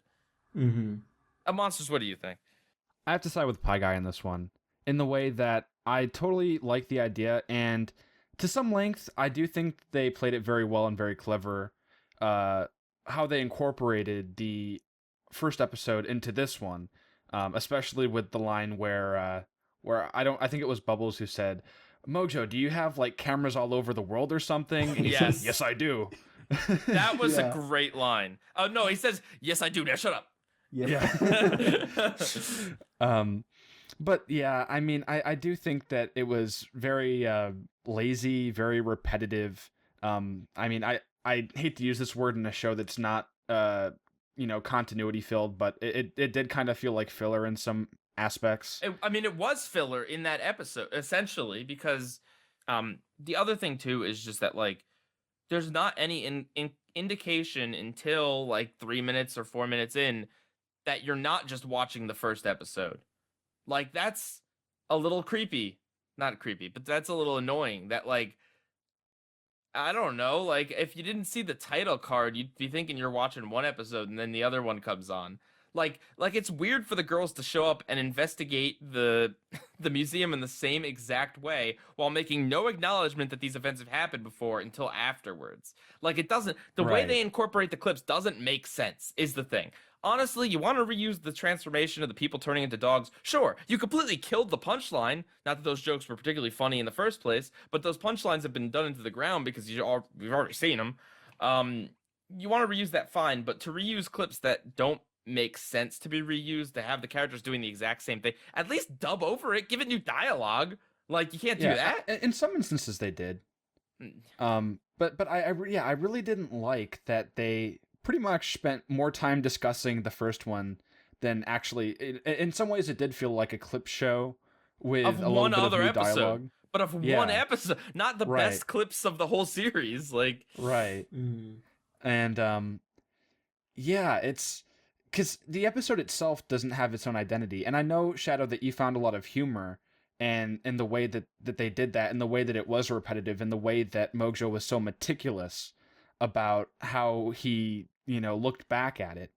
But I mean, I think I only found humor in that to some extent. It kind of reminded me, I mean this in the least insulting way, but it did kind of remind me of the Powerpuff Girls reboot in the way that this episode is a lot of talking and not a lot of action. ooh,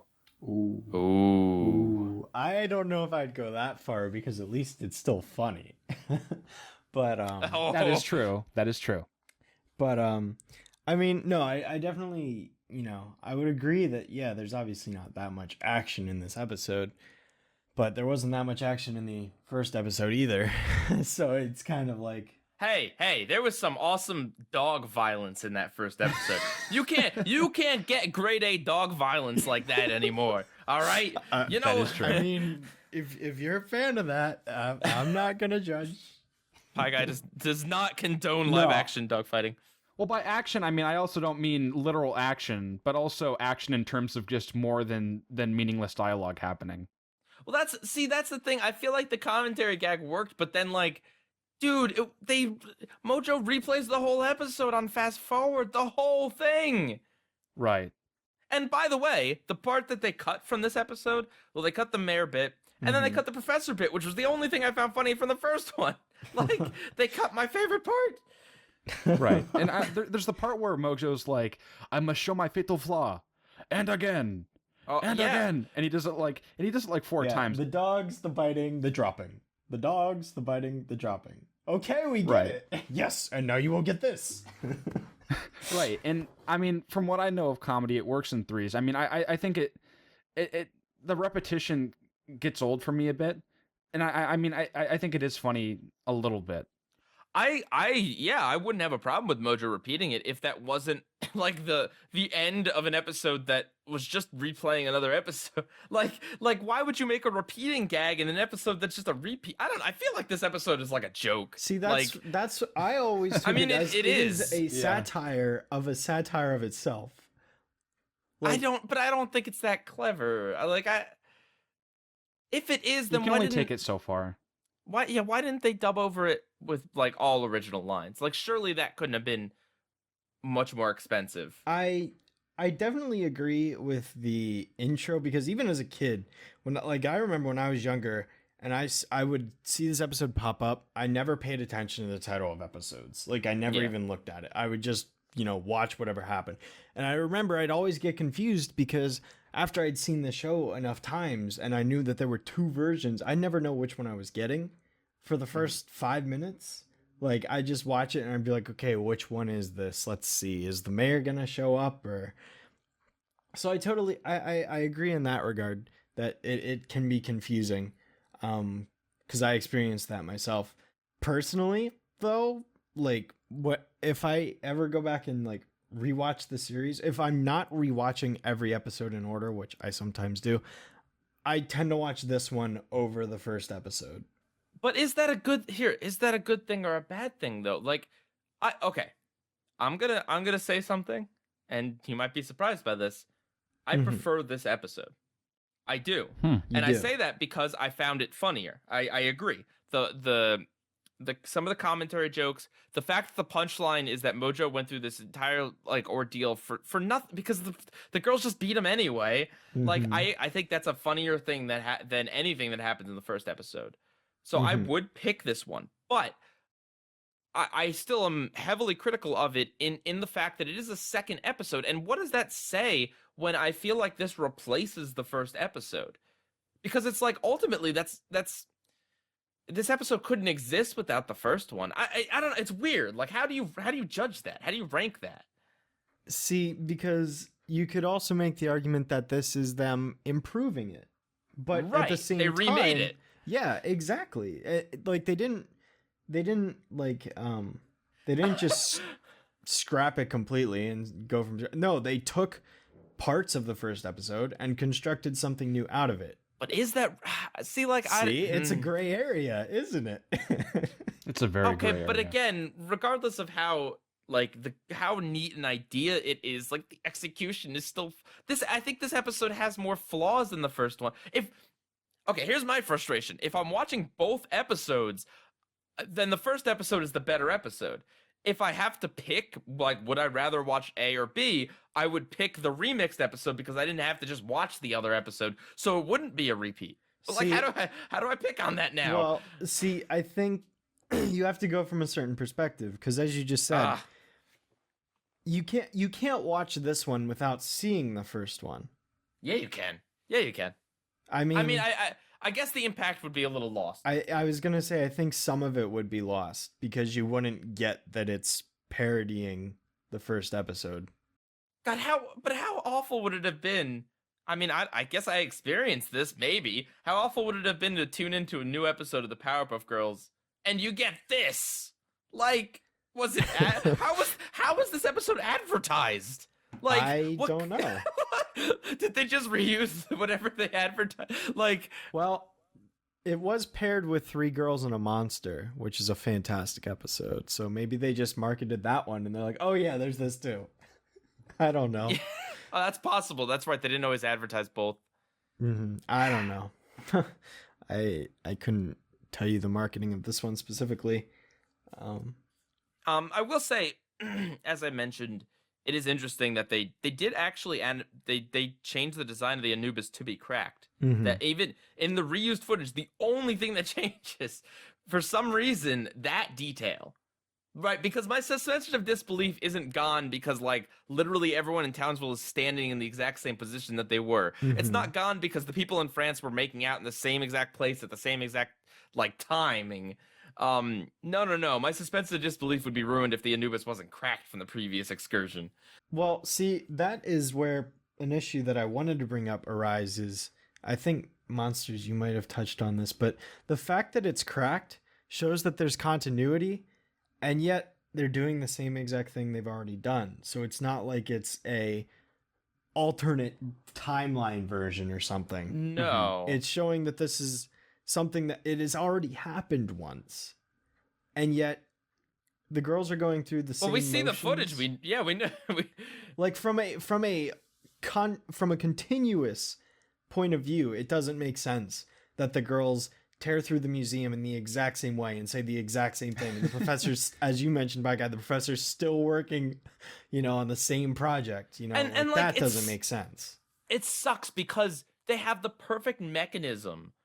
They have the narrator. There's no animation on his mouth. They could have Tom Kenny say anything they wanted. That's allowed on network television. Like, no, seriously, they could have been like, and the professor is, he's no more working on his quantum tunneling because he's sleeping. Wait, is he still working on that? And then cut to the next thing. They could have had that commentary gag through the whole episode, and they could have really like played with it. Yeah, I think. But they did not do that. I think that it would at least soften the reuse of the first couple of minutes if the narrator was at least commenting that, this has already happened before, deja vu, whatever he wants to call it. Wait, isn't that an episode? Well, deja vu, but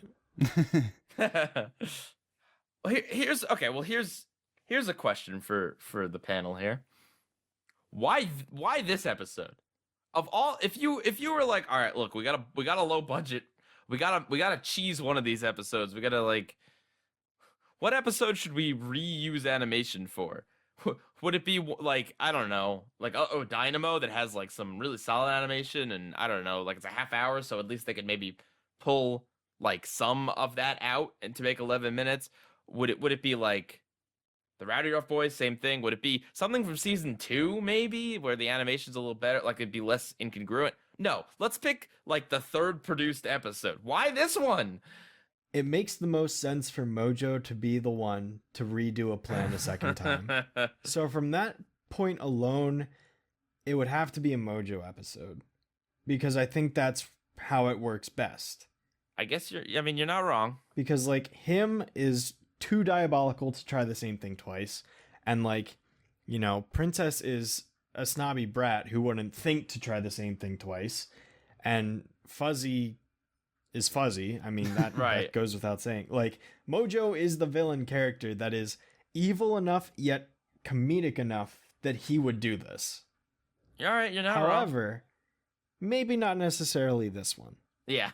You could make an argument that it could be another Mojo episode, whether that's what would you have picked, Shadow?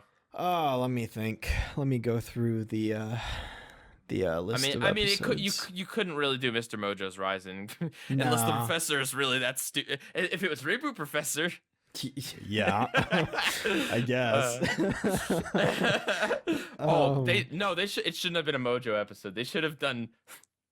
They should have done. Oh no, what's it called? The one with Bunny that we talked about. Twisted Sister. They should have done Twisted Sister, where Bunny comes back. The girls recreate another Powerpuff Girl, and it just so happens to be Bunny, and then we get to live the heartbreak all over again. Oh man. The second This coming time- of Bunny. That's depressing. Yeah. And the moral of it is that people make the same mistakes again and again, and no one ever learns anything.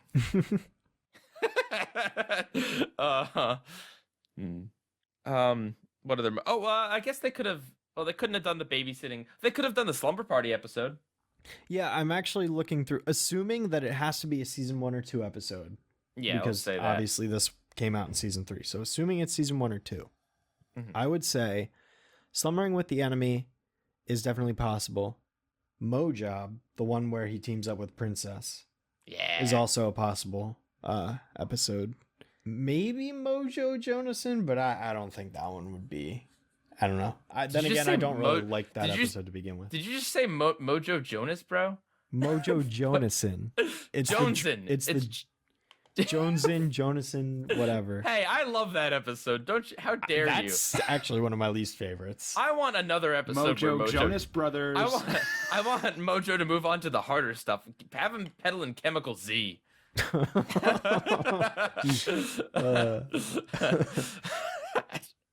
Yeah, I'm sorry. I never liked any of those kid characters. I mean, you're not wrong. I just love that they got away with Mojo as a drug dealer. That's such a how did they do that? I mean, that's fair. I mean, that's not the only drug reference they got away with in the show either. They got away with a ton. Yeah. My favorite's probably the Candy is Dandy episode where the girls meet Mojo in a back alley and the girls are in a trench coat. They're like pretending to do a drug deal, but the actual deal is that for the candy. Oh, it's great. Right. It's great. Yeah. I do think this episode, though, serves well as something that can be remade, just because I don't think the story idea itself is too intricate and is simple enough to be reused. Because I don't know, there's just not too many details that are specific and things that could only happen once. But at the same time, I feel like the idea of turning everybody in the world into a dog is so wacky and zany that it just, like you mentioned, adds to that humor in the second iteration of it so much more. Mm-hmm. I mean, I guess, yeah, I don't know. I would love to hear, and maybe this exists out there, or, I mean, I don't know. I know Craig McCracken sometimes answers questions. I'd love to hear just like why this episode in particular was chosen, because who knows? Maybe Cartoon Network said like this episode rated well, do a sequel episode to it. It could have been that simple. Also, we're not giving you a budget. It could have been that simple. Or, you know, I don't know. Maybe Cartoon Network was like, yeah, do a sequel episode. And they were like, we don't want to. And they're like, do it anyway. And we'll give you more money to do a better episode later. Like, we'll give you the Powerpuff Girls movie. We'll give you the musical episode and then not air it. Yep. Oh. Because that one guy looks like Jesus. And the explosions vaguely resemble crosses. Yeah. And we couldn't get Jack Black. So we got somebody that sounds like him. Oh, no. Shadow, if the reboot were to give one episode the Doggy Two treatment, which episode would you like to see replayed? Preferably one of the few good ones. Oh, it would be the last Donnie Corn, and they'd try. Yeah, it'd probably be a Donnie episode, or maybe Painbow or something. I mean, oh goodness, Painbow, but like the Allegro has a screen. No. Oh my god, no. Over. He's showing them twerking. Yeah. Like, now here's where you twerk. Perfect Again. episode title. Again. Double Painbow. Double No, Painbow. stop. Please don't. No, don't. Now that you've said it. Oh no. Good God. Oh. Oh boy. All right. Well, I don't know how to feel, because yeah, I do feel like there was a better idea in 2 than there was in 1, and the jokes and ideas are like better, but then like I don't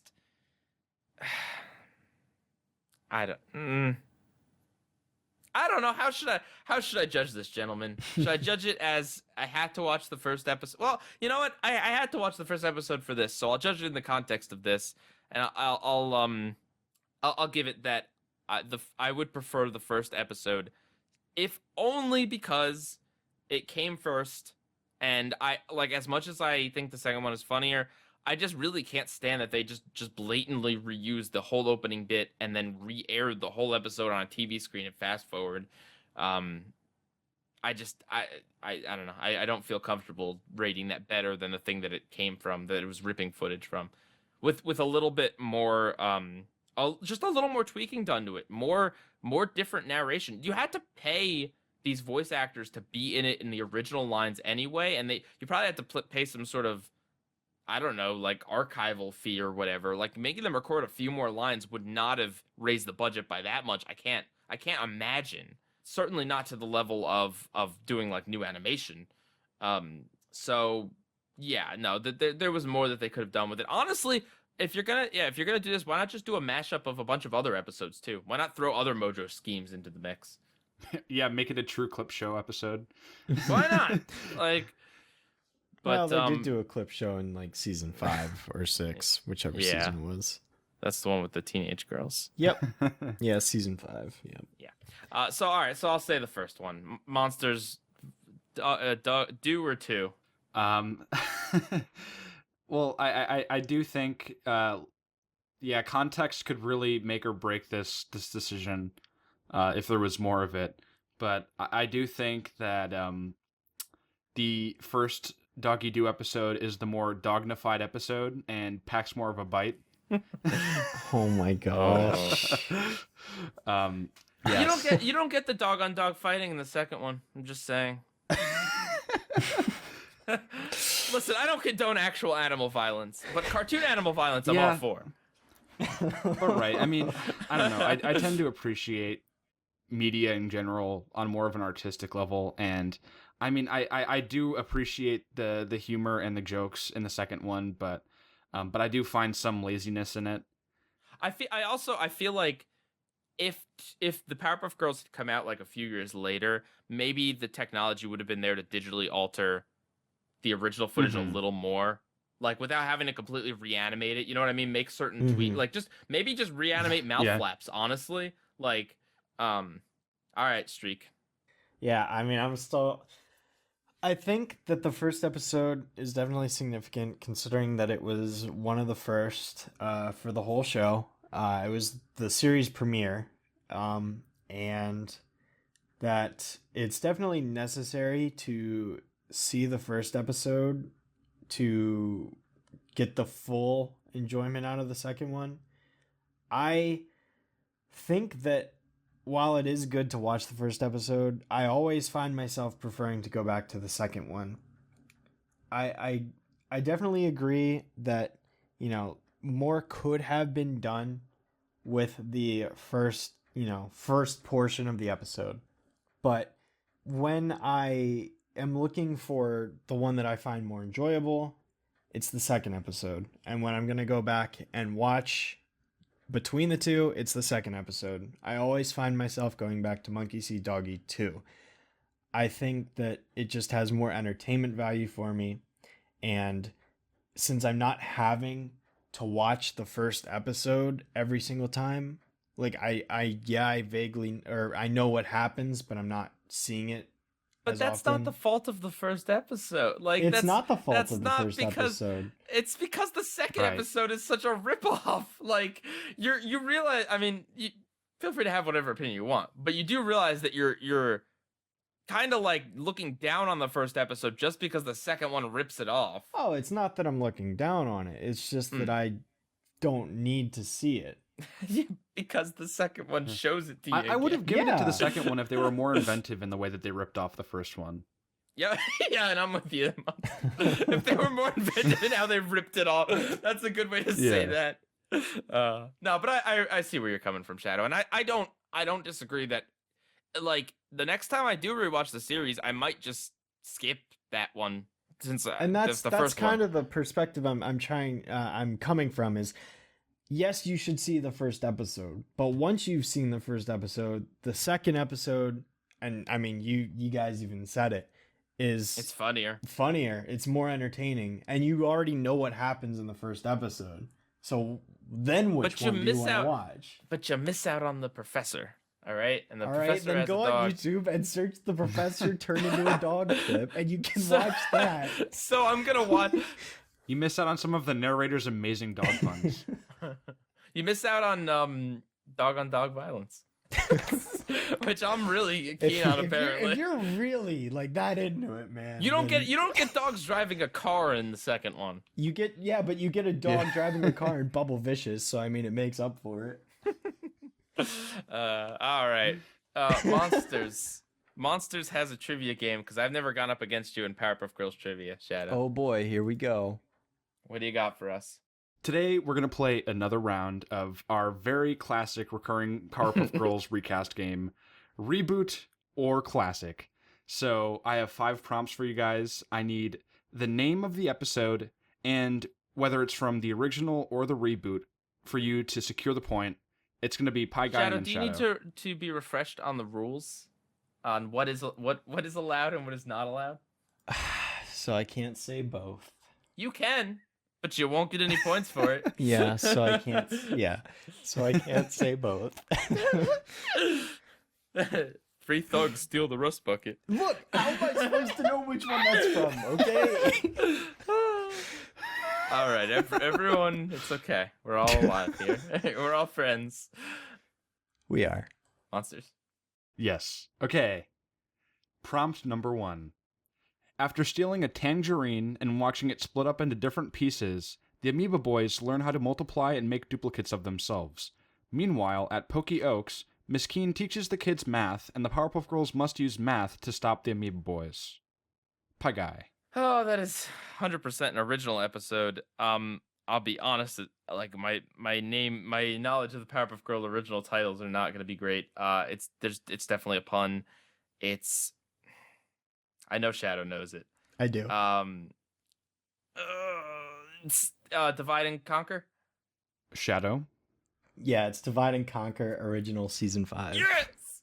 That is correct. Yes. Yes. You did it. I knew, for some reason I was feeling multiplication pun, but divide. And then I went to divide and like, what's the only pun you can come up with divide? I mean, Yeah. and that's I don't think we need to know this, but I think that's from season like It's season 4? 5.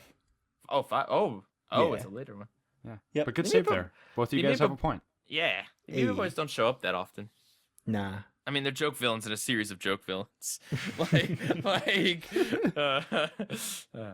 All right, number 2. Nanobots, microscopic robots, rain on Townsville to eat all the carbon in it, including clothes. The solution is to have the girls shrink to microscopic size to defeat them. However, they are too powerful for the girls, and they are defeated. It is by the intervention of Professor Utonium that Townsville is saved. Pieguy. Well, it's definitely not Largo. It's Nano of the North, season 4 of the original show. Yeah. hate that episode, Nano of by the way. North, season 4 original show. That is correct. Which, by the way, would that make a good recast? No, No. I don't like that episode. Okay. It's okay, I guess. It's slow, but Yeah. If you want to see the girls fighting hordes and hordes of faceless enemies, well, tiny. Also, I love how the description included the clothing bit too. Like that's the important detail. Right. yeah, apparently. If they were Including destroying clothes. Yeah, if they were destroying everything but clothes, our society would be fine. Like we Yeah. don't need shelter or anything, but as soon as we don't have clothes, then society has collapsed. Right. All right, so you guys are tied at 2 points apiece.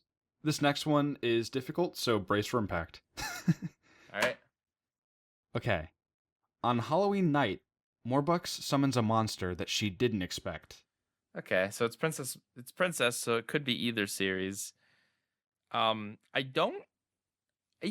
no Halloween episode from the original show. The closest would be Candy is Dandy. And I remember this actually because we were trying to come up with a Halloween episode, possibly for the Powerpuff Girls, like the second time we had Shadow on, or the first time or something.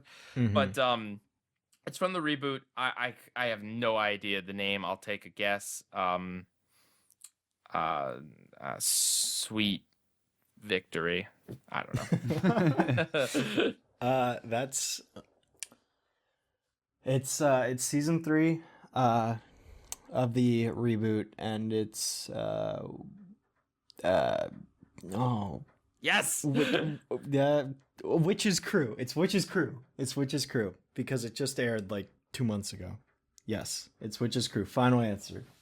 That is correct. Okay. Whew. I knew it. It was on the tip of my tongue. Which is Okay. Crew. Shadow's up by 1, 3-2. Do I not get any points for having said reboot? I don't know. He said we have to get both. No, we don't do both here. No. Oh yeah, you're right. Continue, monsters. Okay, this one's also pretty tough. When a mysterious rain cloud plagues Townsville, Oh my Bubbles learns that God. things aren't what they seem. Are you kidding me right now? I'm pretty sure it's Wrath of Con. No, it's Largo from the reboot. It's Largo from the reboot, season 3. That is correct. Why? Why do you guys put this on every single time? Because you might confuse it for Nano of the North. I'm never going to confuse it with Nano of the North. I'm so used to this one at this point.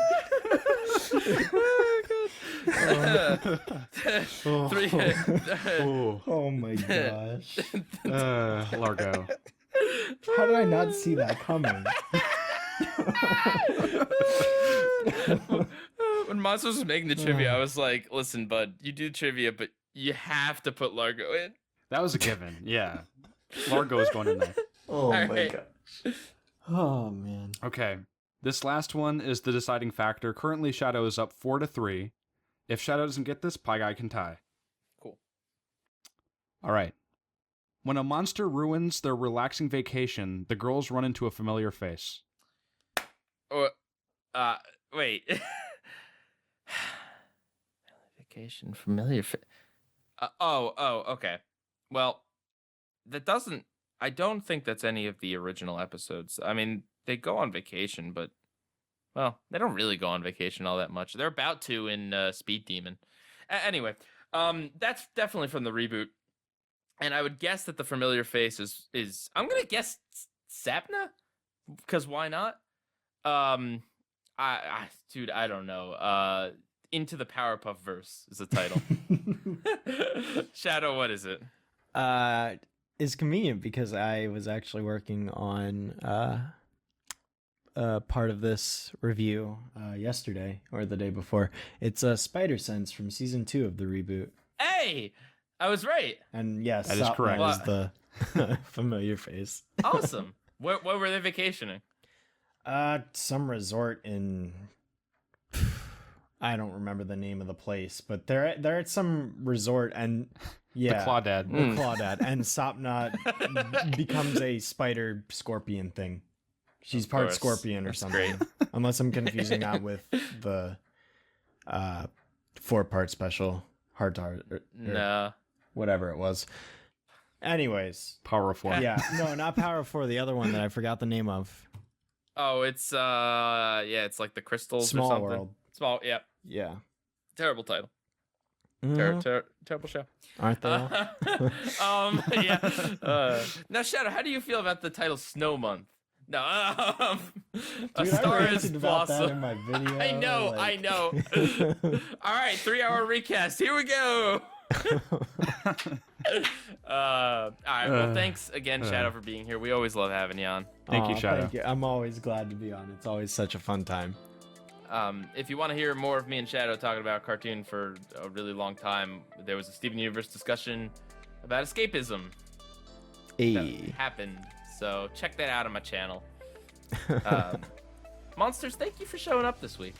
Yeah, I know I'm a little iffy on attendance, but you know, I tried it. I tried my best to show up. Let me amend that. Thank you for showing up this week with soul, with the spirit of a raging sea monster or whatever you are.